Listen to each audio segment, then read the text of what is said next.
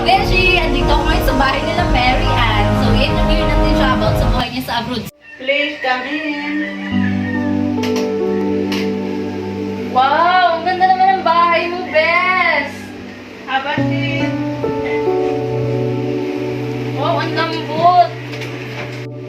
Wow! Ang lambot talaga, Bes! Oh my God! Ang kinis! Siguro mamahalin to. Ano ka ba, Bes? Ganyan talaga yung buhay. May umaangat, may umababa. What do you want, Bes? May ice tea kami, juice, water, soft drink. I think, iced tea? Gusto ko yun, Bes! Iced Okay, okay. tea! Yeah, pakuha nga ng ice tea sa Bes. Wait lang po, madam. Bes, may interview ko sa'yo ngayon, ha? About lang sa kung ano yung naging buhay mo dun sa abroad. Bye, di ba? Okay, no problem. Okay.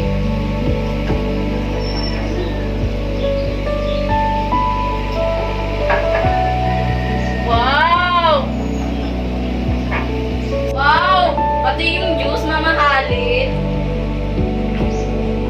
Oh my God, ang sarap talaga ng juice sa mga yayaman. Uy! Sarap niya, babe! Oh my God! So, ikaw, alam mo ba? Okay na. Wow, thank you. Tapos, ay, by the way, Bes, paano ka nga pala nakapagpunta sa abroad? Yung una, Bes, nag-apply ako sa mga agency. Thankful ako kasi pinalag ako na natanggap ako sa agency. Ay, wow. Anong bansa yung pinuntahan mo doon? Siyempre, Dubai. Napakaganda ng Dubai. Ay, talaga ba? Paano ko rin pumunta doon? By the way, anong trabaho mo doon? Ano lang, yung domestic helper, nag-aalaga ng bata, nag-aalaga ng bahay, lahat, all around ako doon. So, hindi ka man nahirapan? Hindi naman, okay lang naman ako doon. So, yung mga, ano yung naranasan mo doon? Yung medyo na ano ako, yung mga kalukuyan, na meron din mahirap na trabaho, pero pinakaya, pagdadaga, at isa pa, kailangan mo mahabang pasensya. So, at least ngayon, nakapagpunta ka na. By the way, ano nga pala, ilang proseso, ilang buwan ba yung process na, na visa? Sa may 3 to 6 months, pero depende sa process ng mga requirements. Sa kultura nila doon, hindi ka ba naninibago? Nanibago din, pero sa katagalan, masasabi na. Wow! Galing naman! Ay, binaway base, paano ka pag-ipon? Siyempre, Bes, tatagal ko pa naman sa Dubai. Siyempre, sa kontrata ko, 3 years. Then, nag-extend siya ng 3 years. So, nagtagal ako. Kaya, ngayon, malaki na yung naiipon. Wow, isa ka na talagang successful. Ano ba yung sikreto ng pagiging successful? Para sa akin na, disiplina lang at pagsasaga. Yun lang yung natutunan ko doon sa pinagtatrabahuan. Ano yung mga naging nakundang mo, Bes? Sige, ang dami. Oh my God! Siyempre, ang napundar ko ay yung lupa, bahay, at nag-invest din ako ng business na grocery, gatas, at iba pa. Bes, paano nga pala kapag na-homesick ka? Paano mo na ma-manage yun? Mahirap yun kasi nasa ibang bansa ka. Una-una, pag namimiss ko yung mga pamilya ko, tinatawagan ko sila sa video call.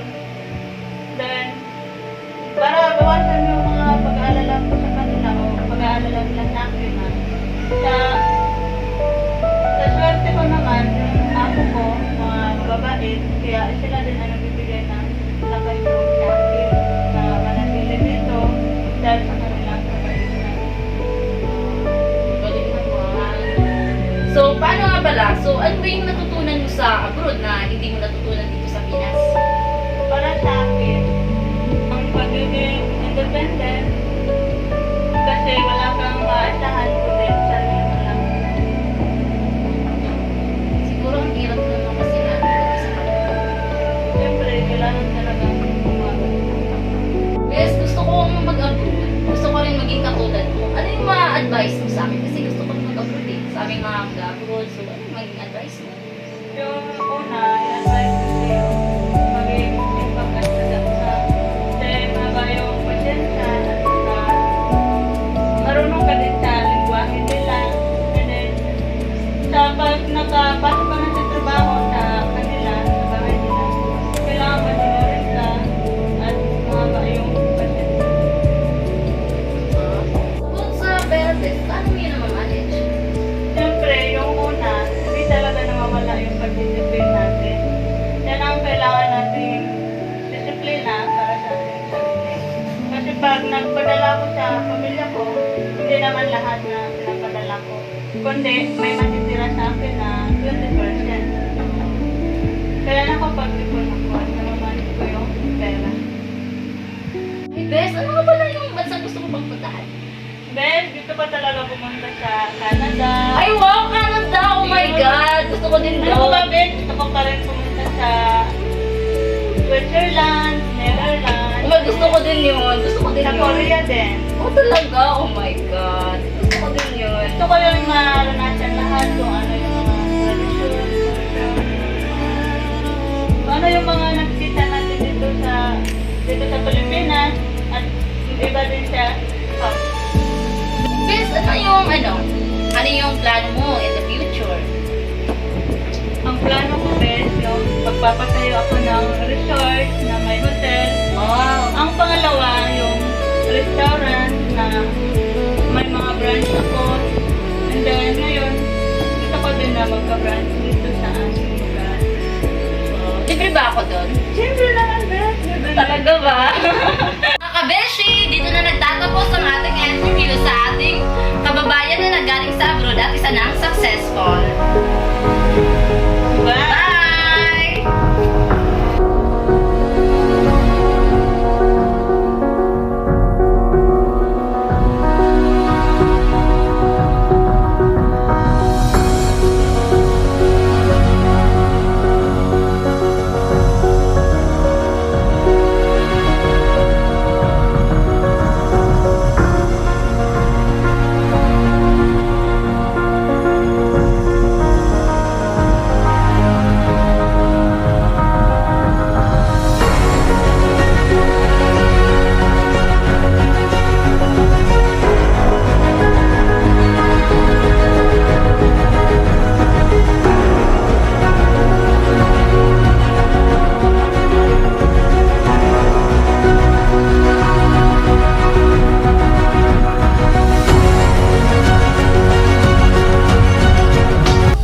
I just had to let you know you're